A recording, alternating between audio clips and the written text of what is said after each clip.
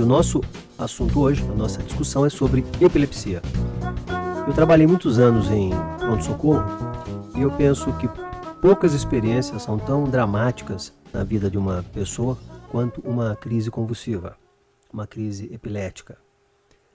A pessoa desmaia, cai ao chão, se debate intensamente, muitas vezes urina ou evacua na própria roupa e após 1 ou 2 minutos ela acorda totalmente confusa, sem saber onde está, e se ela estiver num ambiente público, ela é tomada por uma intensa sensação de frustração e impotência.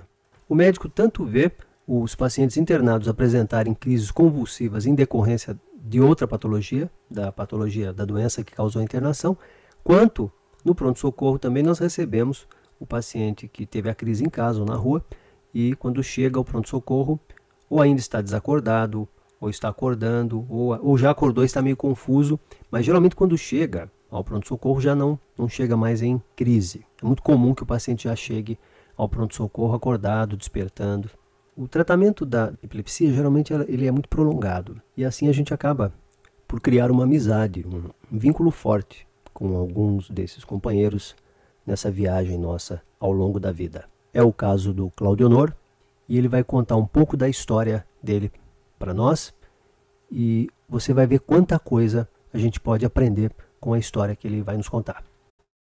Bom, começou com branco, comecei a ter branco e depois comecei a ter crise de desmaio. Tinha 36 anos. Antes você nunca teve nada? Nunca tive nada, nunca sentia, nunca percebia. Quando eu ia ter crise eu caía e desmaiava. Nunca tive assim, alguma coisa assim que viesse dar aquele sintoma assim, não. Eu estava aéreo, para mim eu estava desligado. Aí depois comecei a ter as crises.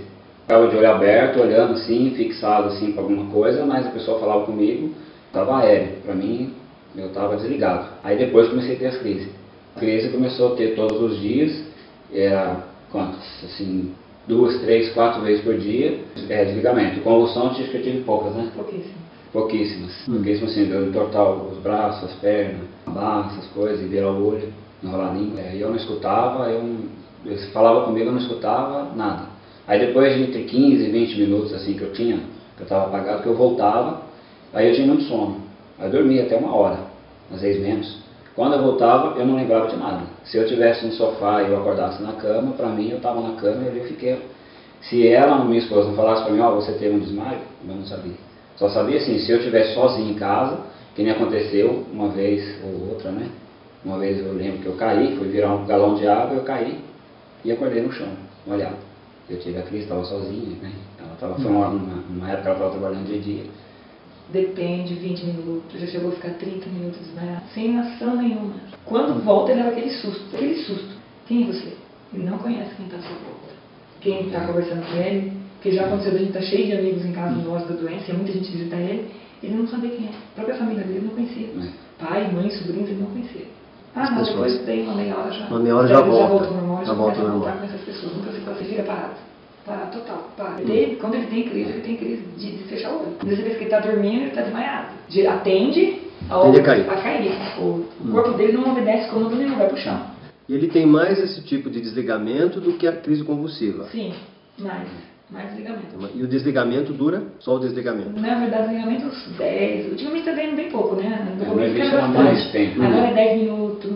Quando tem 10 minutos, às vezes 5 minutos já passou a crise. Desligamento rápido agora. Nunca mais deu uma crise de 20, 25 minutos, nunca mais deu. Graças a Deus. Faz mais de ano que eu não tenho uma crise de 20 minutos. No começo ele tinha. Agora não, depois as últimas crises que eu lembro desse ano foi a questão de 5 minutos.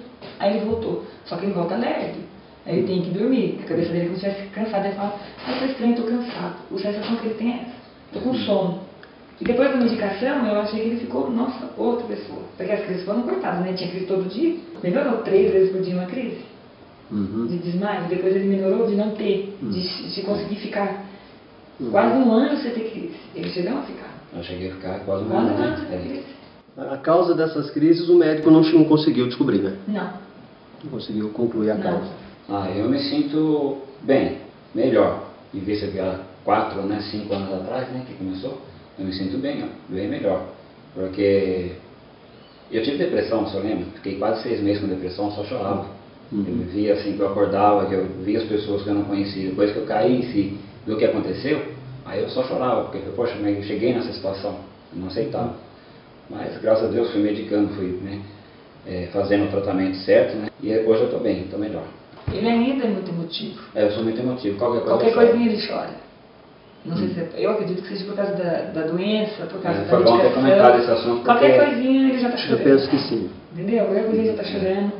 Bom, eu sou muito brava mesmo, ele vai conversar comigo, rodeia muito, mas não é por isso, porque eu acho que ele tem que reagir. E se eu deixar, a pessoa já está doente, eu deixar ele não tomar conta dele, ele fica totalmente dependente. Eu não quero que ele seja dependente, eu quero que ele comece a se ativar, né? Não, mas você é uma excelente esposa. Você é uma companheirona. Se não tiver, eu falo, não, você tem que se virar, pensar, a cabeça tem que... Porque no começo ele não tinha esse domínio da medicação, de controlar. De vez em quando eu dou uma checada, tá tomando direito, tá faltando, mas ele que controla. No início ela que passava os remédios, dava os remédios pra mim, tudo. Agora, de um ano pra cá, eu tô mesmo, tomo conta dos meus remédios, eu sei o horário que tem que tomar. Você tem que controlar sua medicação. Tá tudo conforme já. Eu esqueci de falar.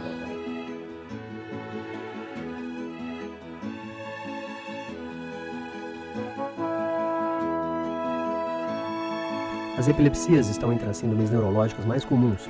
Por isso é importante que o paciente esteja bem informado a respeito da sua situação para que possa evoluir bem, para que possa seguir o tratamento adequadamente e ter uma vida saudável.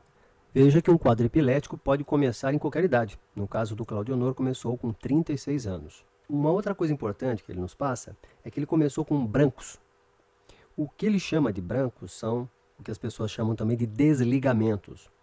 Esses desligamentos, eles são crises parciais. Algumas pessoas que percebem a crise no parente, no jovem, eles chegam ao médico dizendo: meu filho, meu irmão, meu pai está tendo ausência. Na verdade, a maior parte dessas crises de desligamento nos adultos, jovens e nos de mais idade, não são ausência, são crises parciais complexas. Crises parciais complexas são aquelas nas quais nós temos um turvamento da consciência. Nós perdemos a consciência e às vezes ficamos parados ou fazendo algum movimento automático com a boca, com as mãos. Então, no adulto, geralmente não é crise de ausência, é crise parcial que, se apresentar alteração de consciência, é uma crise parcial complexa. Existe também a crise parcial simples. O paciente apenas, por exemplo, fica tremendo um membro, uma perna, um braço, ou apresenta um desvio do olhar para um dos lados, mas continua consciente. Essa é a crise parcial simples. No caso do Claudionor, embora ele diga que ele não sentia nada e desligava, note que depois ele passou a perceber, ele refere depois que ele passou, que algumas vezes ele percebia que ia passar mal. Isso é mais um indício para a gente de que a crise começa de maneira parcial, não é uma crise que a pessoa simplesmente desmaia e já tem a convulsão. A crise começa de maneira parcial e depois ele vai perdendo a consciência e se a crise prosseguir, ele pode apresentar uma convulsão. Depois eles comentam que a crise pode durar até 20 minutos. O que acontece na realidade é que a pessoa desmaia, a crise dura por volta de 2 a 5 minutos e o indivíduo entra num estado de sono depois, do qual ele não consegue ser acordado. E aí sim, esse sono pode durar 10, 15, 20 minutos, 1 hora. Depende muito do tipo de crise da pessoa. A crise mesmo, nós consideramos crise mesmo, aqueles primeiros 2, 3, 5 minutinhos em que a pessoa apresentou a descarga elétrica normal no cérebro. Depois é um sono, ele apresenta um sono que nós chamamos de sono pós-crise, sono pós-crítico, pós-comicial. A perda de memória e a confusão mental que ocorrem quando a pessoa acorda também é comum e não é muito preocupante. Ela ocorre porque houve uma desorganização do funcionamento cerebral. Isso ocorre muito frequentemente nos pacientes que depois recuperam a memória e a atividade cerebral volta ao normal. E veja, por último, como é importante a aderência ao tratamento. Você deve, se você que ouve esse podcast apresenta epilepsia, você deve tomar o medicamento adequadamente. Os médicos têm um termo técnico para isso, que é aderência medicamentosa. O que é uma coisa que adere? Uma coisa que adere é, por exemplo, uma fita durex. Ela gruda, ela agarra, ela prende em alguma coisa. O paciente ele deve ter essa aderência ao tratamento. Ele deve tomar a medicação de maneira correta, adequada, no horário em que o médico solicitar que ele tome. Isso aumenta muito a sua chance de controle das crises e de permitir que você tenha uma vida produtiva, que você tenha uma vida normal.